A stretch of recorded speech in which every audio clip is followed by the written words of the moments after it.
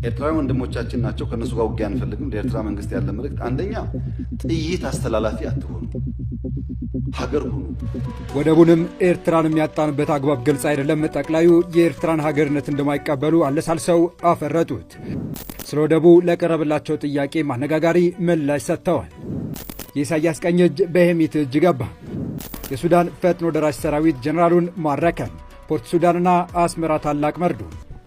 ጠቅላይ ሚኒስትር አብይ በተገኙበት የተካሄደው የፓርላማ ውሎ እንደ ሁልጊዜው ጠንከር ያሉ ጥያቄዎች የተነሱበት ሲሆን በተለይ በከባዱ ጥረት ላይ ስለሚገኘው የአፍሪካ ቀንድ ፖለቲካና ስለ ቀይ ባህር ጥያቄ ወቅታዊ ሁኔታ ላይ ያተኮሩ ቆምጨጭ ያሉ ጥያቄዎች ተነስተዋል። ጠቅላይ ሚኒስትር አብይ በምላሻቸው ኤርትራና አሰብ ከኢትዮጵያ እጅ የወጡበት ህጋዊ ማረጋገጫ የለም ሲሉ ለኢሳያስ ቡድን ቅስም ሰባሪ የሆነ መልእክት አስተላልፈዋል። አንላቀቅም ሲሉም ከባድ ዛቻ አሰምተዋል። በሌላ በኩል ደግሞ ኢሳያስ አፈወርቂ የሚደግፉትና የቁርጥ ቀን ወዳጃቸው በሱዳን በአማጺ ኃይል መማረካቸው አስመራን አስደንግጧል። ዜናው ለአስመራና ለካይሮ ታላቅ መርዶ እንደሆነ ተሰምቷል። የእነዚህን መረጃ ዝርዝር በአሁናዊ የመረጃ ሰዓታችን ወደ እናንተ የምናደርስ ይሆናል። እኔ ልክ እንደባለፈው አሁንም አስመራ መሄድ ፍላጎት አለኝ። ፈረመ አንድም ህጋዊ መንግስታዊ ተቋም የለም ያሉት ጠቅላይ ሚኒስትሩ በቅርቡ የመከላከያ ጀነራሎችና የዲፕሎማሲው ጉምቶች የተናገሩት እውነታ ማረጋገጫ የሆነን ጉዳይ በይፋ አፍርጠውታል። ከድፍድፍ ነዳጅ እስከ ተጠባቂው ባለ ሁለት አሃዝ የኢኮኖሚ እድገት በፓርላማው ፊት ለኢትዮጵያውያን ትልቁ የምስራች በተነገረበት ቀን አስመራን ጥቁር የሚያስለብሰው ዱብዳም ከጠቅላዩ አንደበት ተሰምቷል። ጉዳዩ ከወራት በፊት መደበኛ ባልሆነ መንገድ ሲነገር ከነበረው የኤርትራን ሀገርነት እውቅና ማንሳት ጋር የተያዘ ሲሆን ለጉርብትናና ለሰላም ሲባል ለ5 ዓመት የዘለቀው ልምምጥ በቃ ሲሉ ከሳምንታት በፊት የተናገሩት ጠቅላይ ሚኒስትሩ ዛሬም የሰላም አማራጮች ሁሉ እየተሞከሩ መሆናቸውን ገልጸው ይሁን እንጂ የሰላም ሂደቱ ካልተሳካ እጃቸውን አጣጥፈው የኢሳያስ አፈወርቂና ሹማምንታቸውን ልብ እስኪለዝብ ድረስ ከመጠበቅ ይልቅ የኃይል አማራጭ በመጠቀም ወደቡን እንደሚቆጣጠሩ 1,000,000% እርግጠኛ መሆናቸውን አውጀዋል። ጠቅላዩ ለወራት ሲዘጋጁበት ለነበረው ሁሉ አሁን ጊዜው ደርሷል ሲሉ በኤርትራ ጉዳይ ቀይ ማብራታቸው እየተነገረ ሲሆን የዛሬው በፍቅር ወይም በጉልበት ወደቡን እንቆጣጠራለን ከሚለው ቁርጥ ያለ አቋም በተጨማሪ ኤርትራ ለሰላም ዝግጁ ካልሆነች ዋነኛ መተማመኛዋ የሆነው የነጻ ሉዓላዊ ሀገርነት እውቅና በማሳጣት ቅስሟን ለመስበር ስለማቀዳቸው ፍንጭ ሰጡበት የዛሬው የፓርላማ ውሏቸው በርካታ ኤርትራውያንን አስደንግጧል። በማህበራዊ ሚዲያዎች ላይም ትልቅ መነጋገሪያ ጉዳይ ሆኗል። ይኸው የኤርትራን የሀገርነት እውቅና የማሳጣት ጉዳይ እንደ አጀንዳ አዲስ ባይሆንም የቤተ መንግስቱ ምንጮች ሹክ ያሉት አፈትላኪ መረጃ እንዳመለከተ ከሆነ ጠቅላዩ ከዛሬው ፓርላማ መግለጫቸው አስቀድመው ለከፍተኛ ወታደራዊ መኮንኖቻቸው ጊዜው ደርሷል፣ ራሳችሁ አዘጋጁ የሚል መምሪያ ማውረዳቸው የተሰማ ሲሆን ከሰሞኑ በቢሾፍቱ ከተማ በተካሄደው የመከላከያ ሰራዊት 118ኛ ዓመት ምስረታ በዓል ላይ የተገኙት ፊልድ ማርሻል ብርሃኑ ጁላ እና የባህር ኃይል አዛዡ ቫይስ አድሚራል ክንዱ ገዙ የአሰብ ወደብ በባሌም በቦሌም መያዙ እንደማይቀር ማረጋገጫ መስጠታቸው የሚታወስ ነው።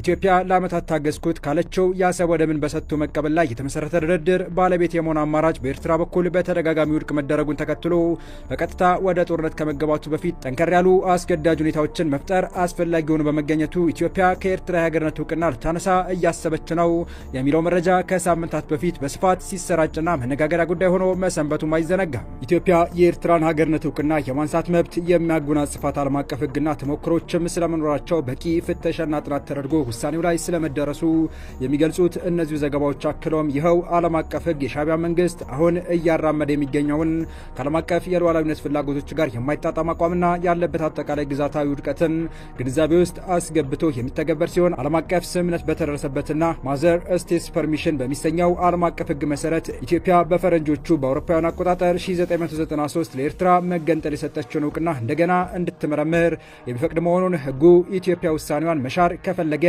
እውቅናውን በዘላቂነት ማስቀጠል ይገባሻል በሚል ኢትዮጵያን የማያስገድድ ጭምርም እንደሆነም የሚያስረዱ ናቸው። ከኤርትራ ሀገርነት እውቅና ማንሳት ጉዳይ ጎን ለጎን ጠቅላይ ሚኒስትር አብይ በግብርናና ኮሪደር ልማት የታየው ውጤት ወደ አሰብና አካባቢው መዳረሱ እንደማይቀር ያመለከቱበትንና ተቺዎቻቸውን የወቀሱበት ሀሳብ ሰንዝረዋል። ኢትዮጵያ ሲያምርባት አይኑ የሚቀላ ህዳሴ ሲያልቅ ከሰው ያጣላናል ለምን ያስፈልጋል የሚል የባህር በር ጥያቄ ሲነሳ የሚሸማቀቅና ደፈር ብሎ 130 ሚሊዮን ህዝብ ያስፈልገዋል ለማለት የሚተናነቀው ለኢትዮጵያ ጥቅምና ብልጽግና ከጎና መቆም መድከም የማይሻ ራሱን እንደ ማንጎ የሚቆጥር ግራዋ ነው ሲሉም ተናግረዋል። ራስህን በጠራህበት መንገድ ብቻ ሳይሆን በፍሬ ትታወቃል ያሉት አብይ ልክ እኛ እንደ ከተማና ገጠር ኮሪደር፣ ስንዴ እርሻ፣ አረንጓዴ አሻራ ባሉ ፍሬዎቻችን እንደምንታወቀው ሲሉም አክለዋል። አናውቅም ካላችሁ ሄዳችሁ ተመድን ጠይቁ፣ ተመድ በስንዴና በአረንጓዴ አሻራ ሸልሞናል በማለትም ጭምር ገልጸዋል።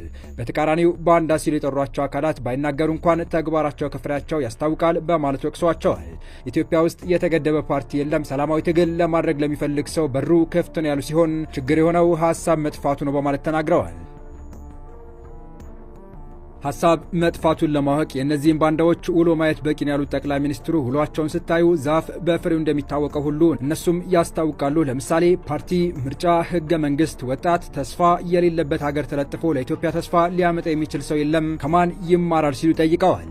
ማንነታቸውን በይፋ ያልገለጿቸውና እነርሱ ሲሉ የጠሯቸውን አካላት በማንሳትም የእነርሱን ዲሞክራሲ ይማራሉ እንዳይባል መንግስት አይታወቅም፣ ካቢኔ፣ ፓርቲ፣ ምርጫ አይታወቅም፣ ምርጫ የሌለበት ተለጥፎ ስለ ምርጫ መጠየቅ አይገርምም በማለት ለምክር ቤቱ ተናግረዋል።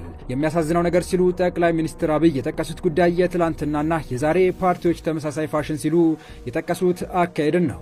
ኢትዮጵያ ውስጥ ትላንት ገንጣይ አስገንጣይ ወይም ነጻ አውጪ የሚባለው ስብስብ ፓርቲ ለመባል የመጀመሪያው ፕሮግራሙ ላይ የሚጽፈው የኤርትራ ጥያቄ የቅኝ ግዛት ጥያቄ መሆኑን እቀበላለሁ በማለት ነበር እንደ ምሳሌ ህወሓትንና ኦነግን የጠቀሱት።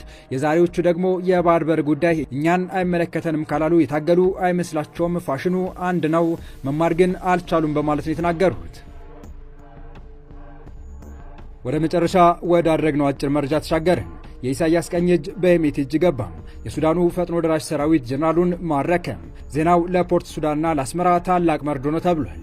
ጀነራል መሐመድ ሐምዳን ዳጋሎ ወይም ሐሜቲ የአልቡርሃንን ከፍተኛ ጀነራል መማረካቸው ተሰምቷል። ቀጣይ የጦር ኢላማ አስመራ መሆኑ እየተነገረ ነው።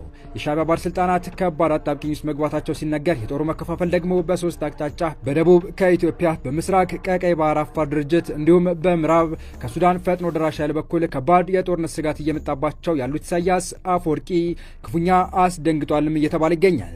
በሱዳን የእርስ በርስ ጦርነት ውስጥ ድሮን የጦርነት ሚዛን እየቀየረ ነው ተብሏል። ከተባበሩት አረብ ኤሚሬቶች ያልተቋረጠ ድጋፍ እያገኘ ያለው የፈጥኖ ደራሽ ሰራዊት በአልቡርሃን ጦር የተነጠቃቸውን ጨምሮ አዳዲስ ግዛቶችና ከተሞችን እየተቆጣጠረ መሆኑ ነገር ከኑግ ጋር የተገኘ ሰሊጥ አብሮ መወቀጡ እንደማይቀር የገባቸው የጀነራል አልቡርሃን ደጋፊና አስታጣቂ የሆኑት ኢሳያስ አፈወርቂና አብዱልፈታህ አልሲሲ ስጋት ላይ መውደቃቸው እየተነገረ ሲሆን የኢሳያስ ግን ግለቱ ከሚታሰበው በላይ ስለመሆኑ ነው ትንታኔዎች የሚያመለክቱት። በግብጽና በኢራን የሚደገፈው የአልቡርሃን 6ኛ ክፍለ ጦር አዛዥ ሜጀር ጀነራል መሐመድ አህመድ አድልቃድር በሐምዳን ዳጋሎ ወይም ሐሜቲ የአርኤስኤፍ ጦር መማረካቸው ሱዳን ታይምስ ዘግቧል። የአርኤስኤፍ ጦር ጀነራሉን በቁጥጥር ስር ያዋለው ስትራቴጂካዊ ከተማ አልፋሻር ትናንት በተቆጣጠረ ወቅት ነው። አርኤስኤፍ ከቅርብ ጊዜ ወዲህ ዘመናዊ ድሮኖችን በመታጠቅ የጦርነቱን ሚዛን በመቀየር ላይ ይገኛል። የተወደዳችሁ የቻናላችን ቤተሰቦች ለአሁኑ ለእናንተ ይመጥናሉ ብታደምጧቸው ታተርፉባቸዋላችሁ ብለን የመረጥንላችሁ ዕለታዊ መረጃዎቻችን እስካሁን ያደመጣችኋቸው ነበሩ። በተመሳሳይ ሀገራዊና ቀጠናዊ ጉዳዮች እንዲሁም ዓለም አቀፋዊ ጂኦፖለቲካ፣ ወታደራዊና አነጋጋሪ ክስተቶችን ለበለት ተከታትለን በትኩስ ጊዜ እንደምንቀርብ እያሳወቅን የቻናሉ ቤተሰብ ካልናችሁ ሰብስክራይብ፣ ቪዲዮን ላይክ እና ሼር በማድረግ ተደራሽነታችን ታሰቡ ዘንድ አክብሮታዊ ግብዣችን ነው።